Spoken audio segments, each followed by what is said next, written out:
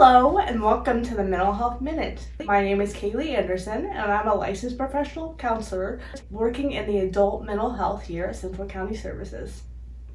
Today I'm going to talk to you about a technique that can help people when they're experiencing a panic attack. When someone is experiencing a panic attack, their body is responding to perceived threat. Although these physical responses, such as our heart beating faster, or our increased breathing, are helpful when the threat is real, they're not as helpful when the threat is not as accurate or as real. So our brain sometimes perceives a threat when there's not one, or thinks the threat is bigger than it really is. In order to counteract your body's incorrect response, it's important to find ways to remind your body that you're safe in this moment.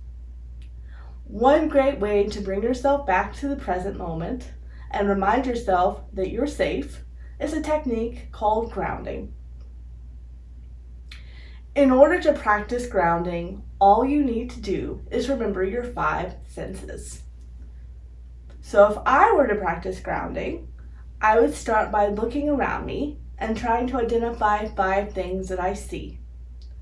I might identify the colors that I can see in the room, or different things that I see on my desk. If I'm outside, I might focus on, are there birds around me? Are there trees? Are there flowers? And then once I've identified what I can see, I'm going to move on to 4 things that I can touch. If I'm sitting in this chair, for example, and I'm starting to feel really anxious, I might touch my clothes and see how those feel. Are they soft? Are they scratchy? How do my feet feel in my shoes? Are they warm? Are they comfortable? And after I've identified some things that I can touch or feel, then I might move on to 3 things that I can smell. So for example, I might smell the coffee that's being made in the other room. I might smell the perfume that I put on this morning. And after I've identified those things that I can smell, I'm going to move on to some things that I can taste. I might taste the toothpaste because I brushed my teeth, or I might taste the meal that I just had, right? And if you can't identify anything that you taste, that's okay. You just move on to something that, the next sense, which is something that you can hear. Okay, so in this room, I might be able to hear a fan. I might be able to hear other people talking in the other room, right? So I just really, when I'm practicing grounding, I really want to take some moments to really tune into what's going on right now.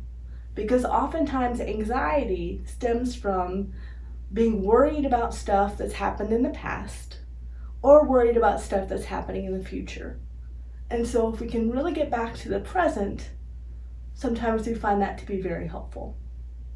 If I practice grounding and it works for a little bit, but then I discover that I'm still having a lot of anxiety, I might start having another panic attack, then I would simply go through those steps again.